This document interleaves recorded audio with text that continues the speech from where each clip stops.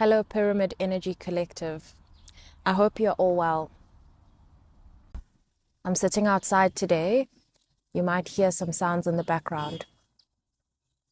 Through connecting with you in the comments, something that has been in my heart for some time now is the idea of sharing some knowledge on the chakras and the system and how it works. I'm going to be brief on this because what it led me to do is actually to rather bring in my cards and do a chakra reading.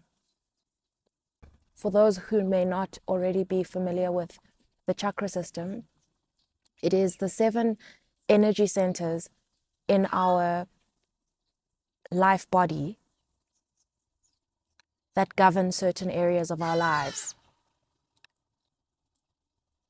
Through knowing what's going on with each one, we're able to see what behavior is taking place there, to try and see where we can assist our system to help us via healing.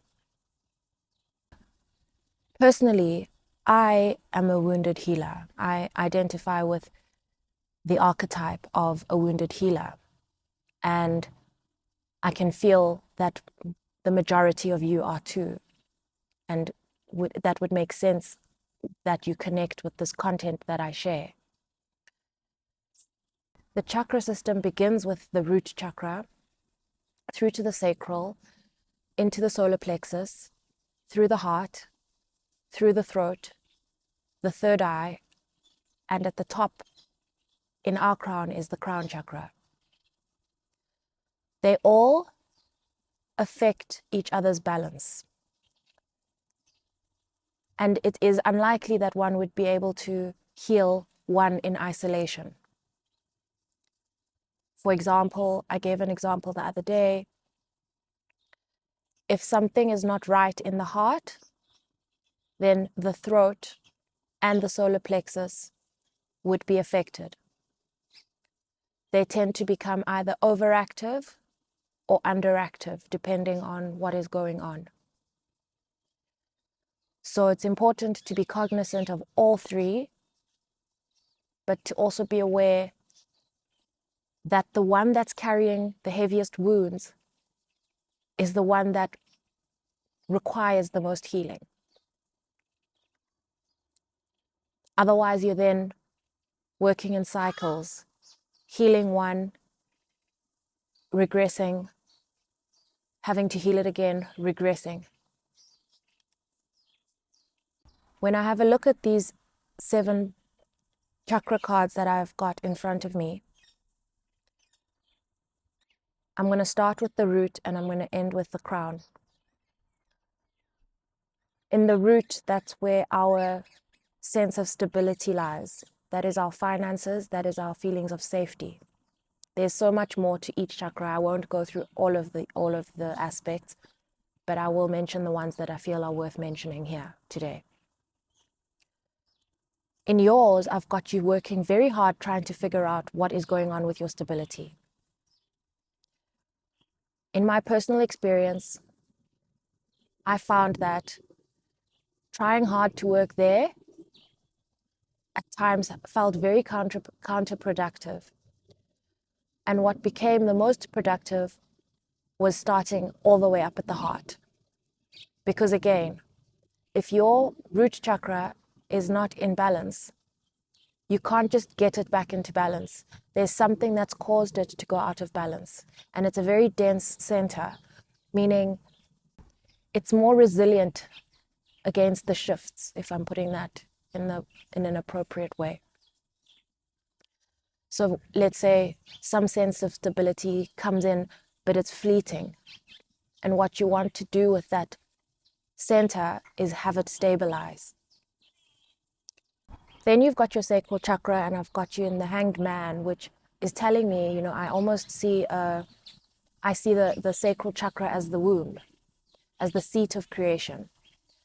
So in that sense, I see a baby in the womb. I see a lot of I see a lot. There's a generosity of what is being produced there, or what is being created there. However, in order to see this, you've got to get it through the throat chakra. But what I'm seeing in the sacral chakra here is that it's patient. Whatever you're creating is not going anywhere. It's patient and it's waiting because it knows that whatever is going to come out of there will let it know when it's ready and it's time. That's what the Hanged Man is telling me. In the solar plexus, I see a lot of healing has to be done. That is right next to the heart chakra, which I'm going to get to. But the star suggests that there is a fear of being seen here, which is understandable to me because it's hard to be seen and to show what you've got to show, what you've made, what you've created, if you're not sure about its state. So that makes sense to me. And I do believe that the solar plexus is not the toughest of areas to heal if the heart has seen healing. But I also see underneath it, I've got the King of Wands. What I also see is there is a lot of fire here. There is a lot of fire in the solar plexus. There's the visions that you have for yourself are big. And I can see the gap between what you see as the end point, which I must tell you is always lower than what actually we can realize. Maybe it's a point of encouragement, I don't know.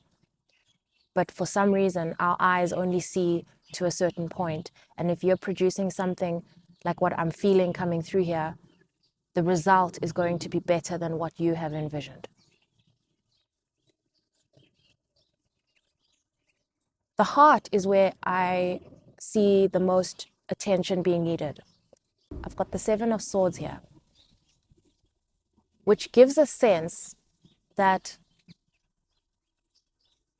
when matters of the heart are approached, the approach is to try and get around the heart, to circumvent the heart.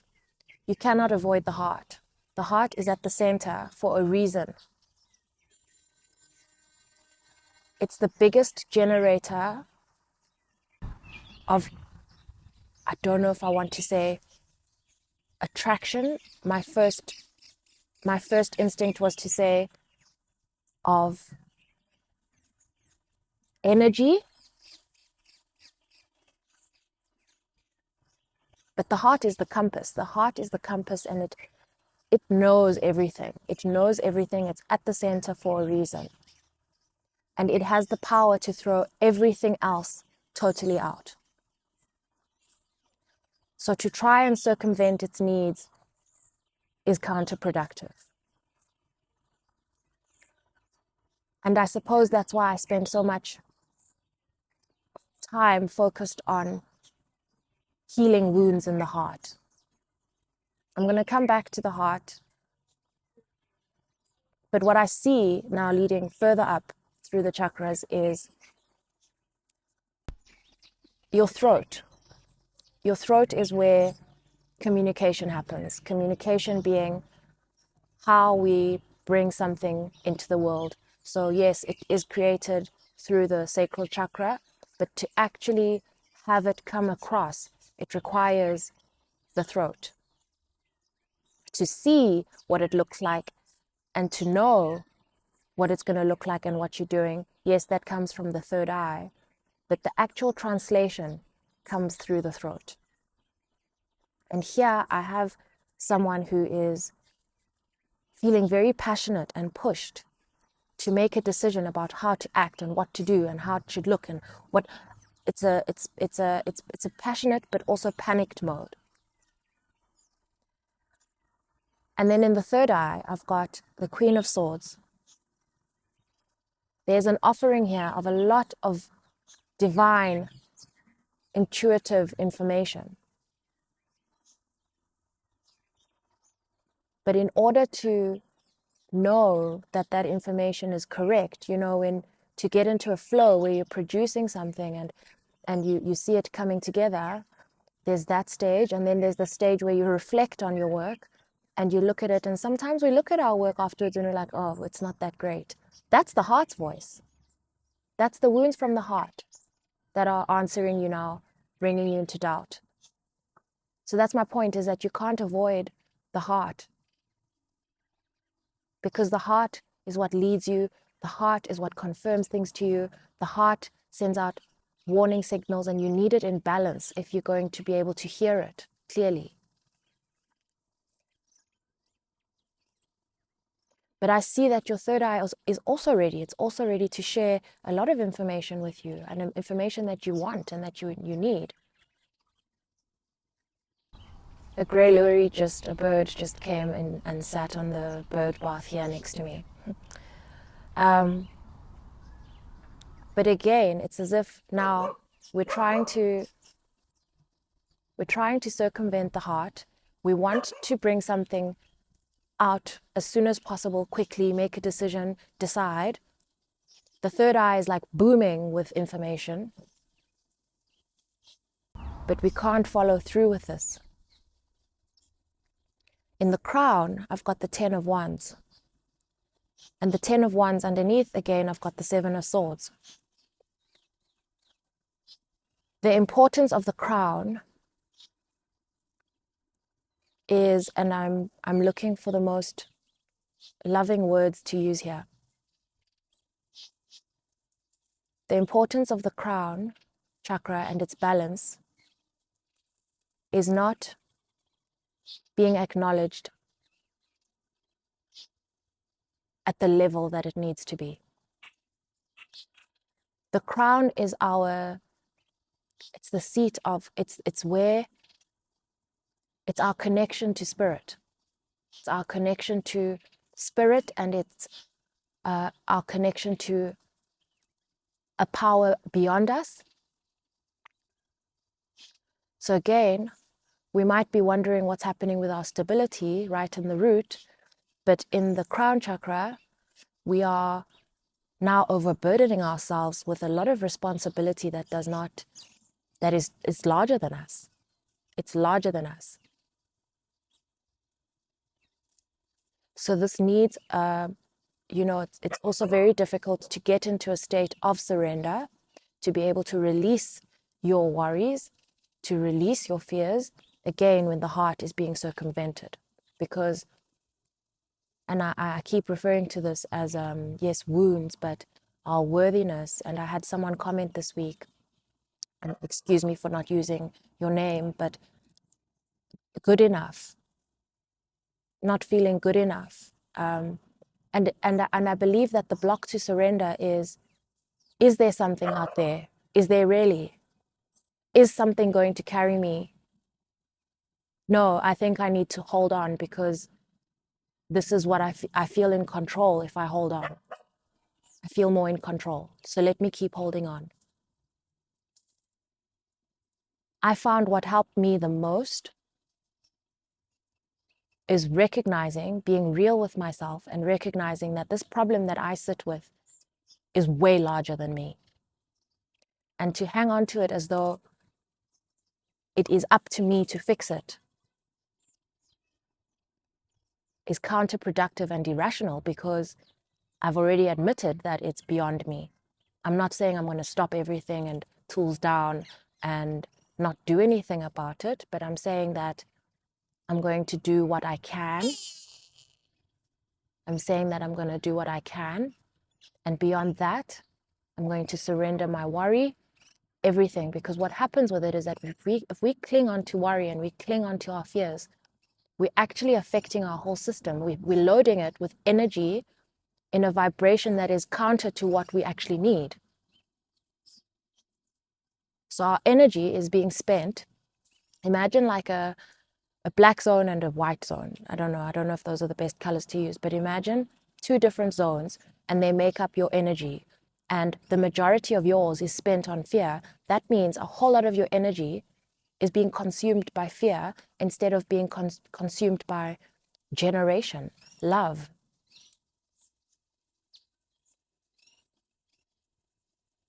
So it's a change in perspective, which I'm hoping I can help with here.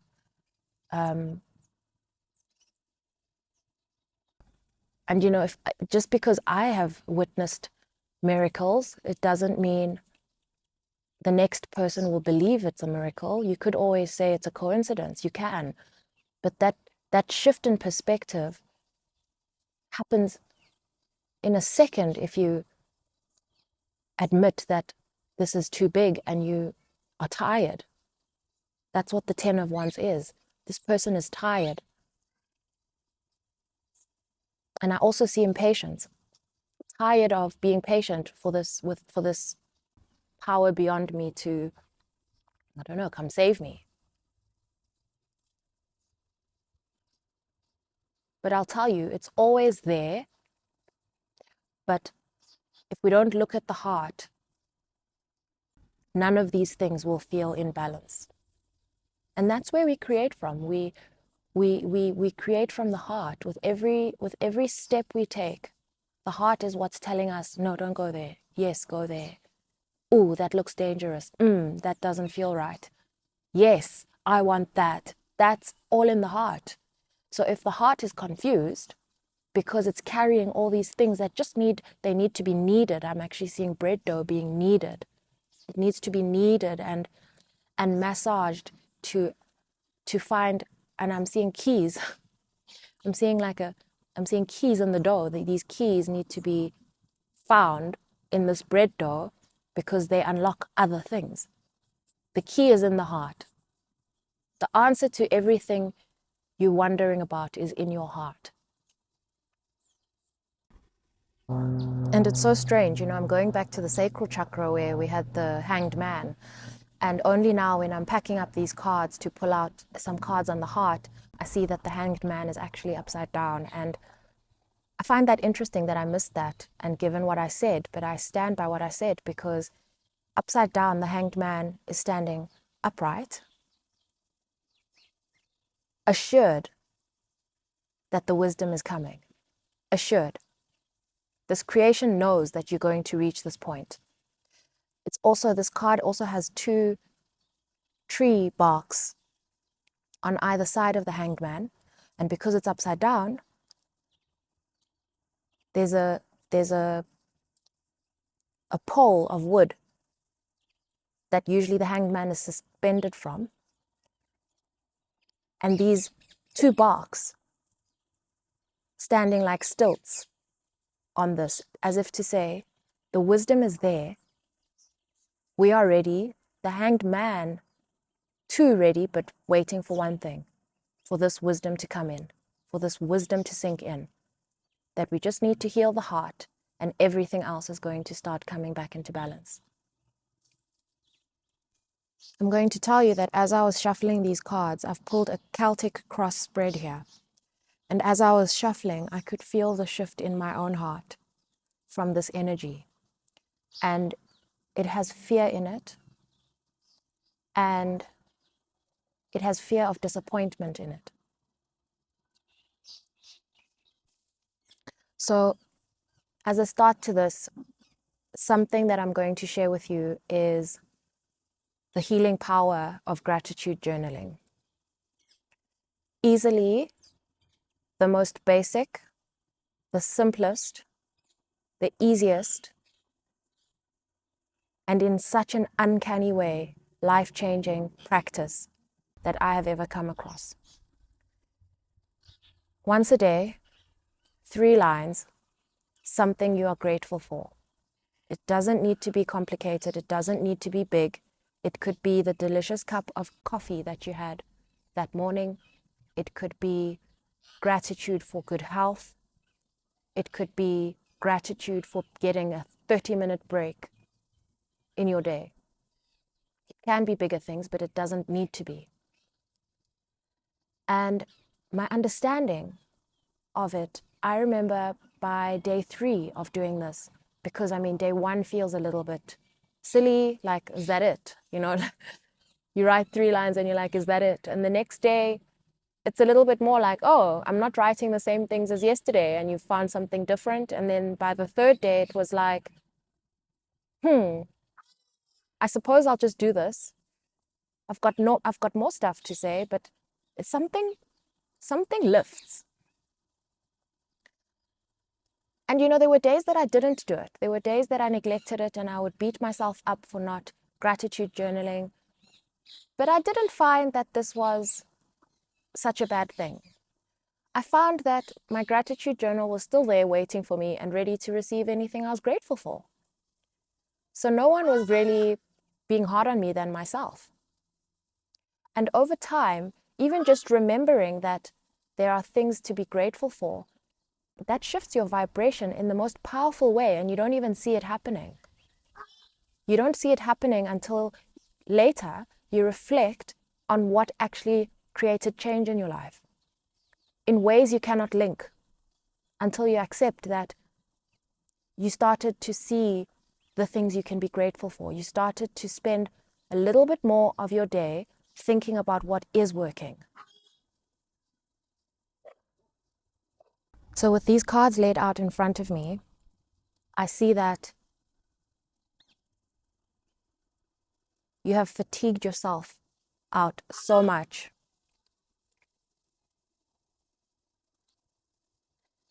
that you're almost losing the joy of this thing that you're doing.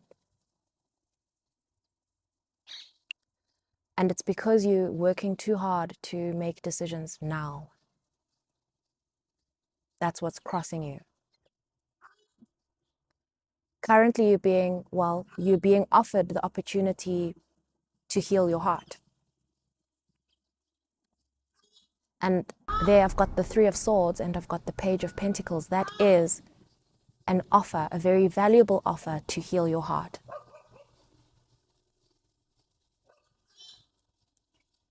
And what's interesting is that I also have you here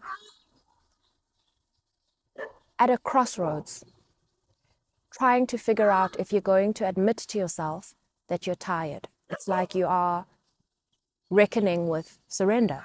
You are. You are reckoning with surrender.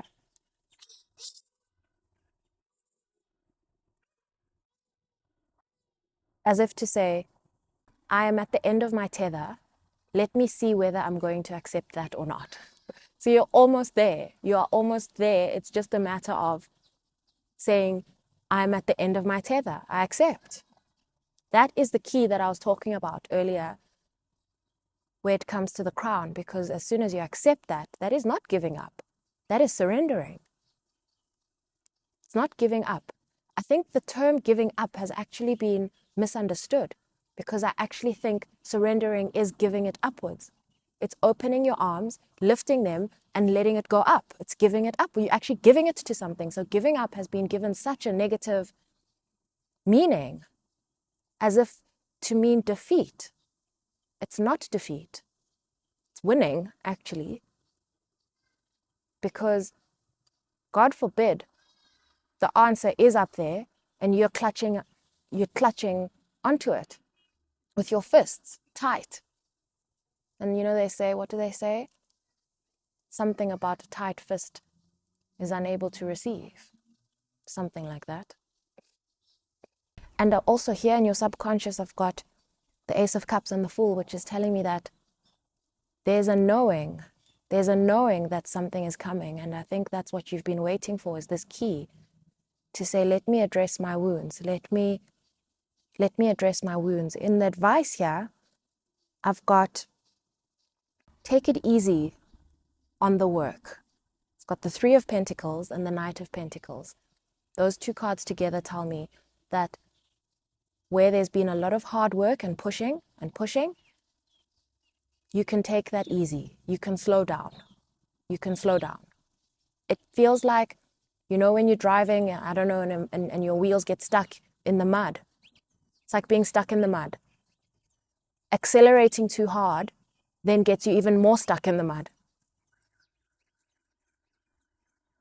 So it's about releasing that and not forcing it, because it's not taking you forward, it's driving you in deeper. What's surrounding you is the actual thing that is bringing this all up for healing. So a need for healing can sit within us for a long time. But when a creation or something is ready to be released, and it just needs one thing. It sends a message to that one thing to say, okay, let's bring this up for healing, please. We're ready. So this is an opportunity. To heal is an opportunity. And in fact, we can be grateful for that opportunity, because without it, we cannot do the great things that we want to do. It's an offer. It comes across as something of a disadvantage, of a pain, but it's an offer, it's an opportunity, it's an invitation. You are invited to heal, and one of the things you will reveal at this event is your creation.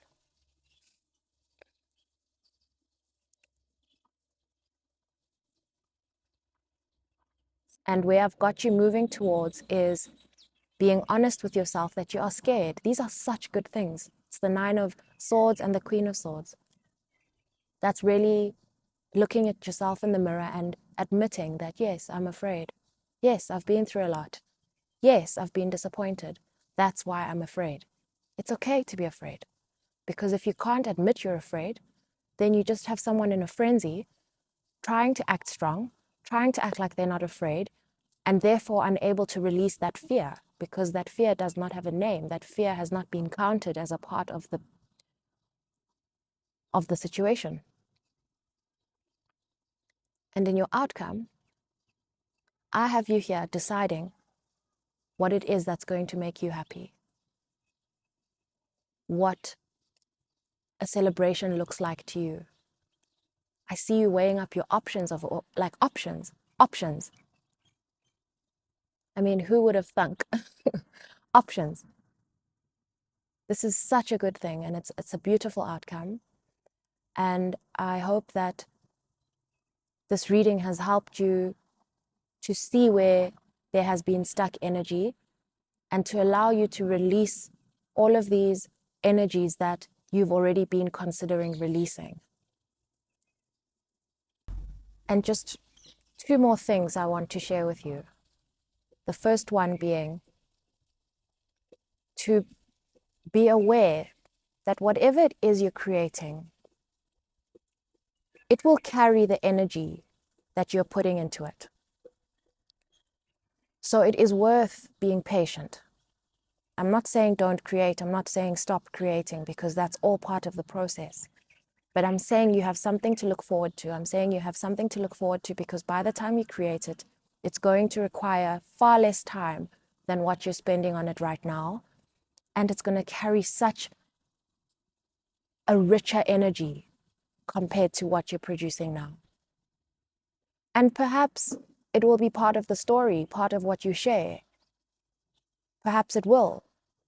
You're going to find yourself in a place of feeling empowered to share the most vulnerable parts of yourself, because that's the other challenge with sharing something when you're in this state, is you're questioning whether anyone will accept it, because essentially you're questioning whether anyone will accept you.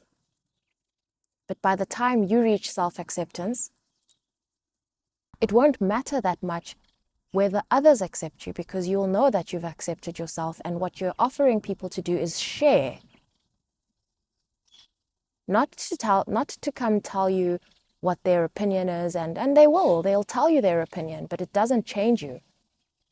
It can improve you, it can give you areas you might want to look at. Yeah, we take constructive criticism, but we just don't take projections, which is what we actually are unpacking. We're removing projections off of our hearts. And the second thing I want to say is, when you're dealing with your heart and you feel the pain in your heart, just put your hand on your heart and say, we are going to be fine. We are okay. And I say we because for me it's a reminder that I'm not alone, because I'm not alone. Wherever I receive everything from is the thing that reminds me that I'm not alone. And when I need peace and to remember peace, I remind myself that I'm not alone.